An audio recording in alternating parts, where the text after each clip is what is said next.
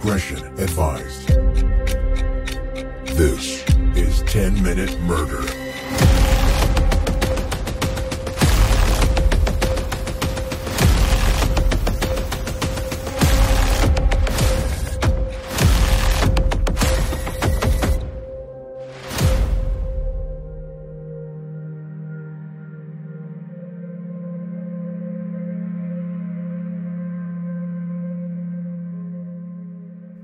In February of 2010, the McStay family's relatives were becoming more and more worried.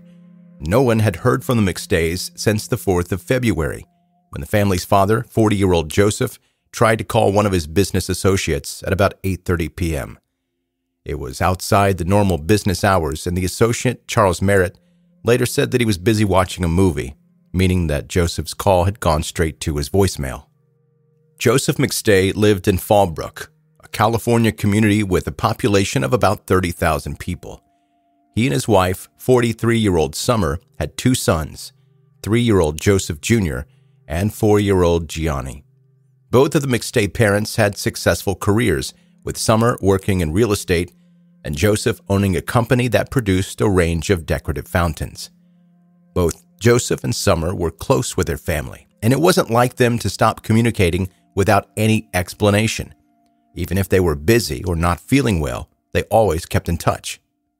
So after a week of trying to contact Joseph and Summer without any response, Joseph's brother, Michael, drove to their house. When nobody came to the door, Michael went around the back. He saw an open window, which he used to get inside the house. Even with both of the family dogs still in the yard, there were no signs of Joseph, Summer, or the children inside the house. 2 days later, Michael called the San Diego County Sheriff's Department and officially reported the family as missing. Officers requested a search warrant to allow them to search the house, which was executed another 4 days later, on the 19th of February. The initial search of the house didn't reveal anything that officers found especially alarming. It was tidy and clean, without any signs that the family had been harmed. However, it was clear that the McStays had left home without much warning.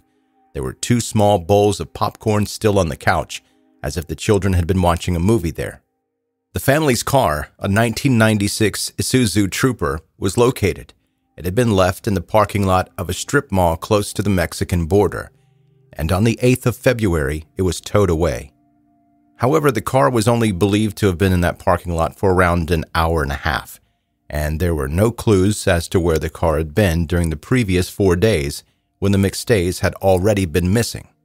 The car being abandoned by the Mexican border added to the speculation that the family had left home willingly. Investigators found multiple searches on Joseph and Summer's computers about learning to speak Spanish, as well as a Google search that asked, "What documents do children need for traveling to Mexico?" Painstakingly, the police looked through hours of footage of people crossing the border into Mexico, and finally found surveillance of a family of 4 crossing the border on the 8th of February at around the same time the car was towed. Although they couldn't confirm the identity of the 4 people in the video, investigators believed that they had a strong resemblance to the McStay family. In April of 2013, after the McStays had been missing for more than 3 years, the Sheriff's Department released a statement saying that they had a reason to believe that the missing family had voluntarily left the country. Several tips came in from people who believed that they had seen the McStays in Mexico, although none of the sightings were ever confirmed. Despite the authorities believing in this theory, the family's relatives were not convinced. They didn't believe that Joseph and Summer would voluntarily bring the kids to Mexico because they had been too worried about the dangers of the country's drug wars. According to Summer's sister, her passport had also expired at the time she disappeared. Financially, the theory that the McStays had simply traveled to Mexico didn't make sense. Although Joseph and Summer's bank accounts held a combined total of more than $100,000, neither of them had made any large withdrawals in the time before they went missing. In fact, after February 4th, their bank accounts were never used again. Despite the widespread theory that the McStays had left voluntarily, the investigation uncovered that the family had an astonishing number of enemies. Joseph's ex-wife's new husband, for example, was a violent man who had threatened to beat Joseph up.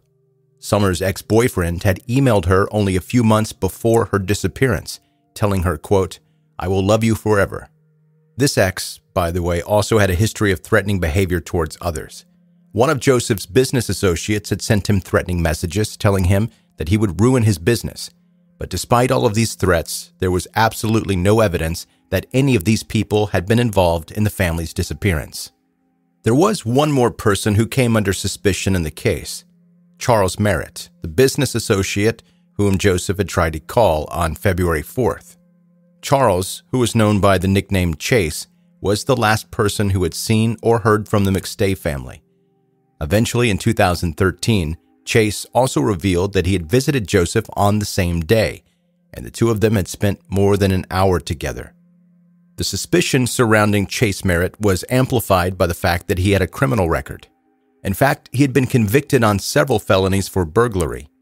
One of Chase's friends spoke to the media about the McStay case, saying, quote, "I think the police should look at him and anyone associated with him." Based on Chase's behavior in the police interviews, it was clear that he did not believe the theory that the McStays were alive and well in Mexico. Only 2 weeks after the family went missing, Chase told a detective, "Joseph was my best friend." With no evidence that the McStays had been harmed, Chase was already referring to them in the past tense. When Joseph's father, Patrick, was asked whether he believed that Chase was involved in the case, he responded, "I have to have faith in Chase because I have faith in my son. I believe that Joseph trusted Chase, and I believed in Chase. Do I think Chase is involved? I don't think so, and I truly hope not." On the 11th of November 2013, a motorcyclist was riding through the Mojave Desert when he saw what he believed to be human remains. The police arrived at the scene and found 2 shallow graves, which contained 4 sets of skeletal remains, including the skeletons of 2 young children. One of the children had a length of electrical cord wrapped around their neck, and the other one had been hit in the head with a heavy object at least 7 times. Within a few days, the adult skeletons were identified with dental records. They belonged to Joseph and Summer McStay. DNA testing was used to confirm the identities of the 2 smaller skeletons as 4-year-old Gianni and 3-year-old Joseph Jr. Summer and the 2 children had all been buried in the same grave, while the killer had dug a separate grave for Joseph. All 4 victims had died of blunt force trauma, and the murder weapon was believed to be a sledgehammer, which had been buried alongside the bodies. Later, investigators revealed that they believed the McStays had been tortured shortly before their deaths. Almost exactly 1 year later, Chase Merritt was arrested for the murders of the McStay family after forensic testing revealed that his DNA had been found on the steering wheel of their abandoned vehicle. Investigators believed that Chase had been the one to drive the car to the parking lot where it was later found, and his cell phone location data also revealed that he had been at the McStay burial site a few days later. Chase's trial was repeatedly delayed because he kept firing each of his attorneys or trying to represent himself at his own murder trial. 3 years later, he'd gone through a total of 5 different attorneys, and finally, the McStay family murder case went to trial in January of 2019. The prosecution alleged that the motive for the murders had been financial. They stated that Chase had an addiction to gambling and that after the family disappeared, he had used Joseph's business account to write checks worth more than $20,000, which he had then used to gamble even more. He had backdated the checks, trying to make it appear as if Joseph had written them before he vanished, when in reality, they had been written after Joseph was already dead. The jury found Chase guilty of killing all 4 members of the McStay family and recommended that he face the death penalty. Patrick McStay, who had tried to believe that Chase was trustworthy, agreed with the verdict. "He's a scumbag. He's a creep. He doesn't deserve to walk the earth or take a breath," Patrick said. "He killed somebody that trusted him and gave him a chance, when a lot of other people knew he was a crook.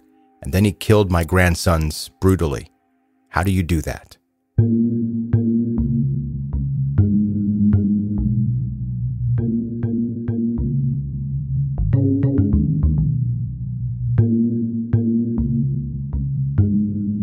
That is 10 Minute Murder for today. Brief and bingeable true crime. My name is Joe. I'm the host, and I really appreciate you taking the time to listen to my podcast today. A special thank you and welcome to any new listeners that are checking it out for the first time today. If you would, please stand up and make yourself known so the rest of us can introduce ourselves to you. Isn't that the worst part of church? If you're a new person at a church and they embarrass you in front of everyone, yeah, go ahead and stand up in front of all these people that you don't know.